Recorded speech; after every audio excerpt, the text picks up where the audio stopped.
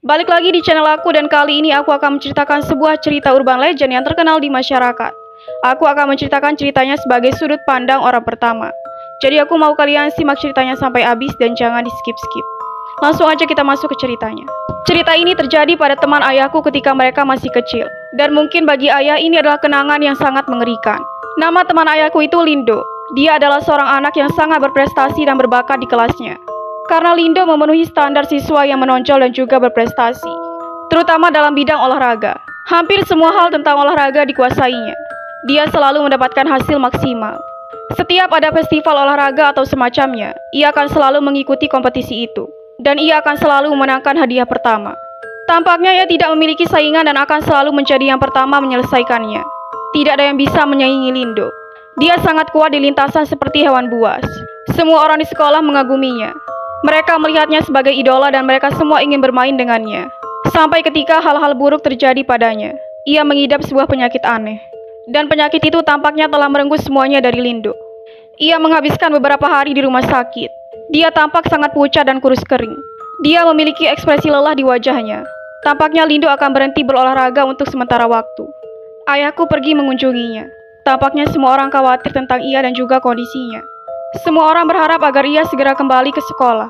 Ayahku tidak tahu jenis penyakit apa yang diderita Lindo. Tapi ia terus menatap ayahku seolah tidak mengenalinya. Ia memberikan tatapan kosong yang membuat ayahku sangat sedih. Kemudian ketika ayahku mendengar kabar bahwa ia telah keluar dari rumah sakit, ia kembali mengunjunginya. Karena mereka sangat dekat satu sama lain. Mereka seperti saudara. Setelah pulang dari rumah sakit, Lindo tidak pernah berangkat ke sekolah ataupun keluar rumah. Ia seperti berubah menjadi orang yang sangat berbeda.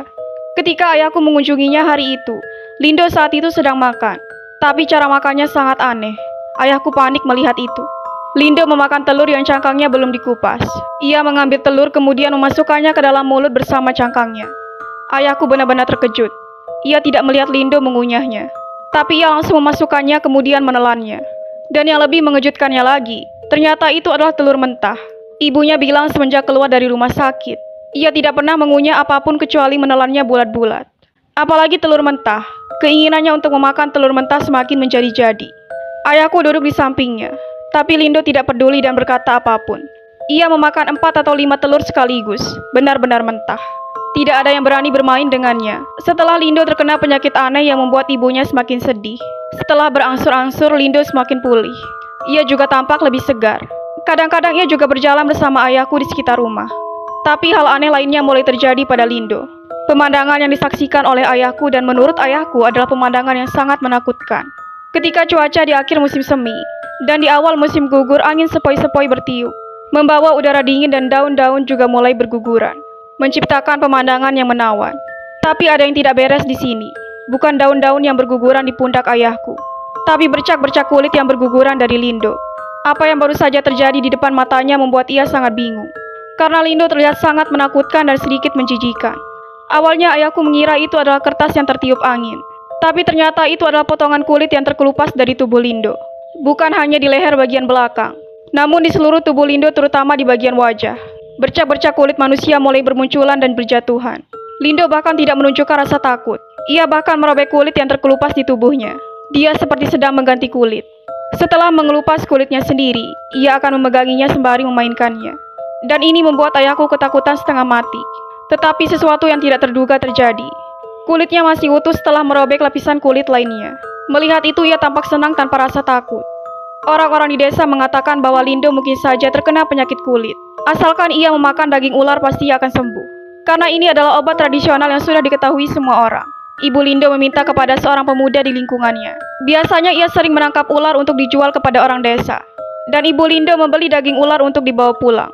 Tapi anehnya saat melihat sepiring daging ular, Lindo dia membeku ketika melihat sepotong daging ular yang masih berasap di atas piring. Dia masih memakan telur mentah saat itu, dan tiba-tiba saja ia langsung merubah raut wajahnya. Ia terlihat panik dan langsung menyingkirkan daging ular itu dengan tangannya. Dia tidak bisa mengendalikan emosi dan juga perilakunya. Ia berteriak keras kemudian menghancurkan semua benda yang ada di depannya. Ia seperti orang gila yang liar. Karena belum puas akhirnya ia pergi ke rumah pemuda yang menangkap ular itu. Semua hinaan dan kutukan Lindo lontarkan.